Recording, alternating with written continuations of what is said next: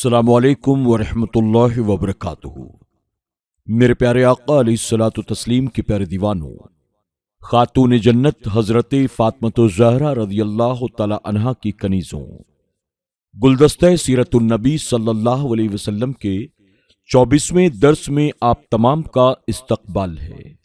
ہم نے پچھلے درس میں حضور اکرم صلی اللہ علیہ وسلم کے سراپائے مبارک کے ساتھ ساتھ آپ کے اخلاق اور عادات مصطفیٰ صلی اللہ علیہ وسلم کے تعلق سے سماعت کیا، جس میں ہم نے سچائی، بہادری، حلم و عفو، تواضع اور حسن معاشرت کے تعلق سے کچھ باتیں سماعت کی۔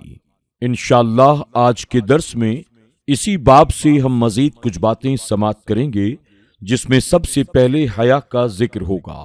لیکن آئیے درس میں آگے بڑھنے سے پہلے حصول برکت کے لیے ہم سب مل کر اللہ کے پیارے محبوب صلی اللہ علیہ وسلم کی بارگاہ میں درود و سلام کا نذرانہ پیش کر لیں۔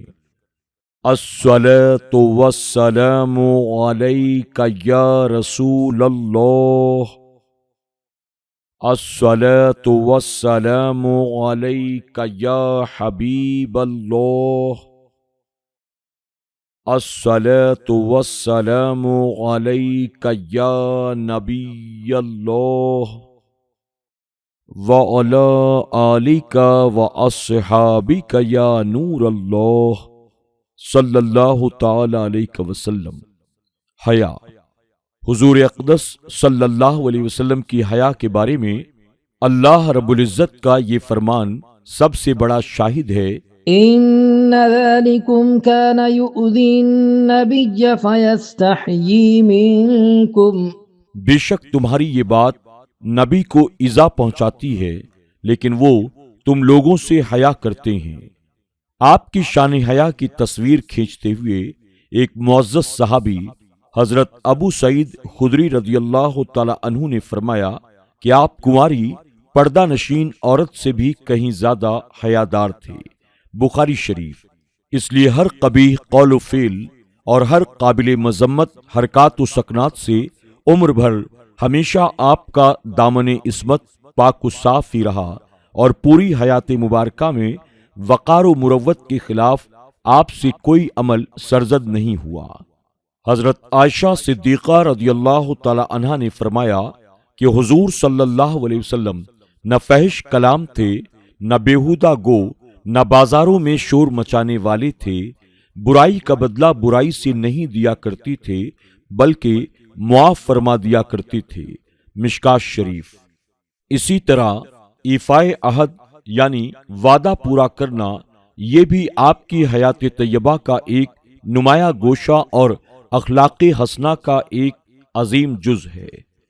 وعدے کی پابندی، ایفائے عہد اور وعدے کی پابندی بھی اخلاق حسنہ کا نہایت ہی اہم جز ہے۔ اس خصوصیت میں بھی رسول عربی صلی اللہ علیہ وسلم کا خلق عظیم بے مثال ہی ہے۔ حضرت ابو الحمصہ رضی اللہ تعالی عنہ کہتے ہیں کہ اعلان نبوت سے پہلے میں نے حضور اکرم صلی اللہ علیہ وسلم سے کچھ سامان خریدا، اسی سلسلے میں میری کچھ رقم آپ کے ذمے باقی رہ گئی۔ میں نے آپ سے کہا کہ آپ یہیں ٹھہریے، میں ابھی گھر سے رقم لا کر اسی جگہ آپ کو دیتا ہوں۔ حضور صلی اللہ علیہ وسلم نے اسی جگہ ٹھہرنے کا وعدہ فرما لیا، مگر میں گھر آ کر اپنا وعدہ بھول گیا۔ پھر جب 3 دن کے بعد مجھے خیال آیا تو رقم لے کر اس جگہ پر پہنچتا ہوں تو دیکھتا ہوں کہ حضور اکرم صلی اللہ علیہ وسلم اسی جگہ ٹھہرے ہوئے میرا انتظار فرما رہے ہیں۔ مجھے دیکھ کر ذرا بھی آپ کی پیشانی پر بل نہیں آیا، اور اس کے سوا آپ نے اور کچھ نہیں فرمایا کہ اے نوجوان، تو نے مجھے مشقت میں ڈال دیا، کیونکہ میں تو اپنے وعدے کے مطابق 3 دن سے یہاں انتظار کر رہا ہوں۔ شفا شریف۔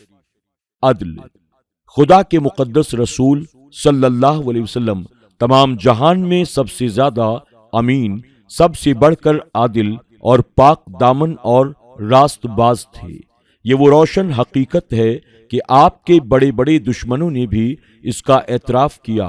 چنانچہ اعلان نبوت سے قبل تمام اہل مکہ آپ کو صادق الوعد اور امین کے معزز لقب سے یاد کرتے تھے۔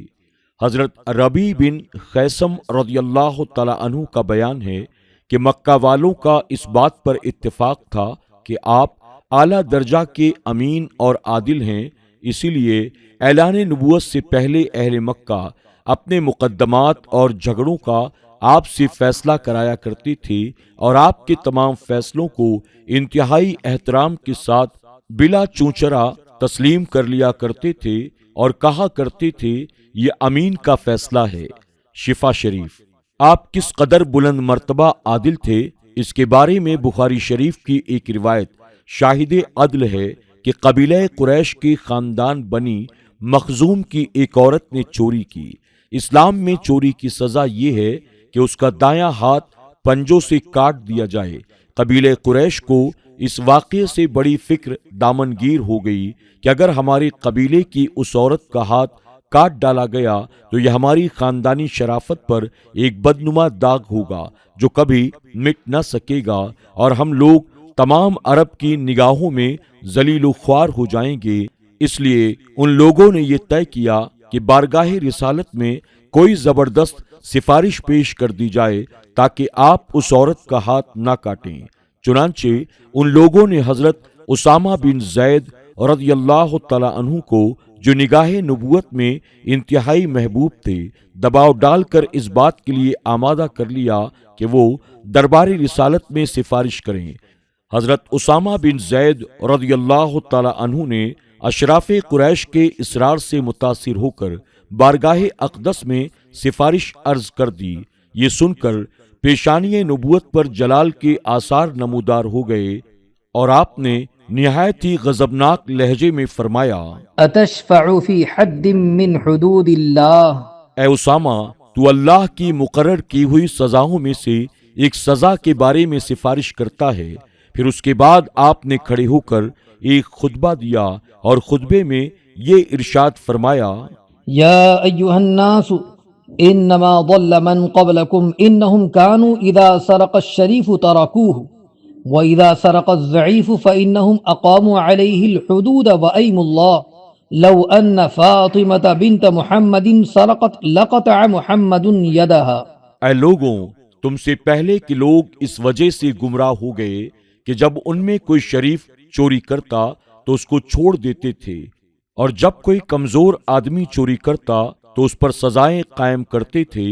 خدا کی قسم، اگر محمد کی بیٹی فاطمہ بھی چوری کرے گی تو یقیناً محمد صلی اللہ علیہ وسلم اس کا ہاتھ کاٹ دے گا۔ بخاری شریف۔ میرے پیارے آقا صلی اللہ علیہ وسلم کے پیارے دیوانوں، یہ تو عدل مصطفیٰ صلی اللہ علیہ وسلم کی ایک جھلک ہے، ورنہ تو آپ کی حیات طیبہ میں عدل و انصاف کے سینکڑوں واقعات ملتے ہیں۔ وقار۔ حضرت خارجہ بن زید رضی اللہ تعالی عنہ فرمایا کرتے تھے کہ حضور نبی کریم صلی اللہ علیہ وسلم اپنی مجلسوں میں جس قدر وقار کے ساتھ رونق افروز رہتے تھے، بڑے سے بڑے بادشاہوں کے دربار میں بھی اس کی مثال نہیں مل سکتی۔ حضرت جابر بن سمورہ رضی اللہ تعالی عنہ فرمایا کرتے تھے، آپ کی مجلس حلم و حیا اور خیر و امانت کی مجلس ہوا کرتی تھی۔ آپ کی مجلس میں کبھی کوئی بلند آواز سے گفتگو نہیں کر سکتا تھا، اور جب آپ کلام فرماتے تھے تو تمام اہل مجلس اس طرح سر جھکائے ہوئے ہمتن گوش بن کر آپ کے کلام کو سنتے تھے گویا ان کے سروں پر چڑیا بیٹھ گئی ہیں۔ حضرت بی بی عائشہ صدیقہ رضی اللہ تعالی عنہا فرماتی ہیں کہ حضور اکرم صلی اللہ علیہ وسلم نہایت ہی وقار کے ساتھ اس طرح ٹھہر ٹھہر کر گفتگو فرماتے تھے کہ اگر کوئی شخص آپ کے جملوں کو گننا چاہتا تو وہ گن سکتا تھا۔ میرے پیارے آقا صلی اللہ علیہ وسلم کے پیارے دیوانوں، اس سنت کو آج زندہ کرنے کی اشد ضرورت ہے۔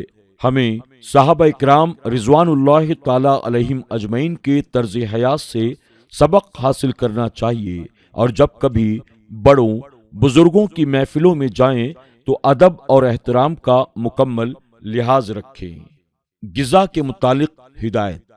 حضور صلی اللہ علیہ وسلم رات کو بھوکا سونے سے منع فرماتے تھے، اس لیے کہ اس سے بڑھاپا جلد آتا ہے۔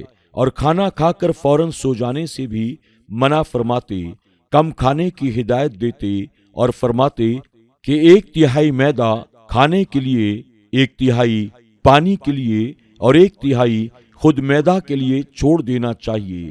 پھلوں اور ترکاریوں کا استعمال ان کی مصلح چیزوں کے ساتھ فرماتے۔ میرے پیارے آقا صلی اللہ علیہ وسلم کے پیارے دیوانوں، ان ہدایات پر آج عمل کرنے کی سخت ضرورت ہے۔ آج ہم میں سے اکثر لوگ خرابی معدہ کی شکایت کرتے ہیں۔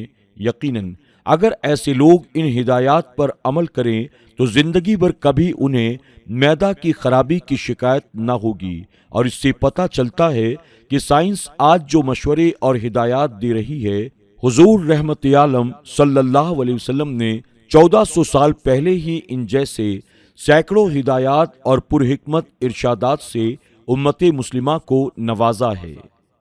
مرض اور مریض متعدی امراض سے بچاؤ رکھتے اور تندرستوں کو ان سے بچنے کا حکم دیتے، ماہر طبیب سے علاج کرانے کا مشورہ دیتے اور پرہیز کرنے کی بھی ہدایت کرتے۔ عیادت، اگر کوئی صحابی بیمار ہو جاتے تو ان کی عیادت کے لیے تشریف لے جاتے، مریض کے قریب بیٹھ کر اس کو تسلی دیتے اور فرماتے لا بأس طہور یا کفارۃ ان شاء اللہ۔ مریض سے دریافت کرتے کہ کس چیز کے لیے دل چاہتا ہے، اگر وہ چیز مضر نہ ہوتی تو اس کا انتظام فرما دیتے۔ ایک یہودی لڑکا آپ کی خدمت کیا کرتا تھا، جب وہ بیمار ہو گیا تو آپ اس کی عیادت کے لیے تشریف لے گئے۔ میرے پیارے آقا صلی اللہ علیہ وسلم کے پیارے دیوانوں، اس سے یہ درس ملتا ہے کہ بڑوں کو چاہیے کہ چھوٹے جب بیمار ہو جائیں تو ان کی عیادت کریں۔ اس واقعے سے تو یہ معلوم ہوتا ہے کہ حضور صلی اللہ علیہ وسلم نے نہ صرف صحابہ کرام بلکہ اگر آپ سے وابستہ کوئی غیر مسلم بھی بیمار ہو جاتا تو اس کی عیادت فرماتے۔ اس سے بڑھ کر انسان دوستی کی مثال اور کیا ہو سکتی ہے۔ علاج، بیماری کی حالت میں اپنا علاج کراتے اور لوگوں کو بھی علاج کرانے کا حکم فرماتے کہ اے خدا کے بندو، دوا کیا کرو، کیونکہ خدا نے ہر مرض کی دوا پیدا کی ہے سوائے بڑھاپے کی۔ میرے پیارے آقا صلی اللہ علیہ وسلم کے پیارے دیوانوں، معلوم ہوا کہ علاج کرانا توکل علی اللہ کے خلاف نہیں ہے، بلکہ بیماری کی صورت میں علاج کرانا سنت مصطفیٰ صلی اللہ علیہ وسلم ہے۔ ایمان لانے والوں کو ان لوگوں کے فریب میں نہیں پڑنا چاہیے جو یہ دعویٰ کرتے ہیں کہ ہم بڑھاپے کو جوانی سے تبدیل کر سکتے ہیں۔ میرے پیارے آقا صلی اللہ علیہ وسلم کے پیارے دیوانوں، خاتون جنت حضرت فاطمہ الزہرا رضی اللہ تعالی عنہا کی کنیزوں، آج کے درس میں بس اتنا ہی۔ انشاءاللہ مزید کچھ باتیں ہم کل کے درس میں سماعت کریں گے۔ السلام علیکم ورحمۃ اللہ وبرکاتہ۔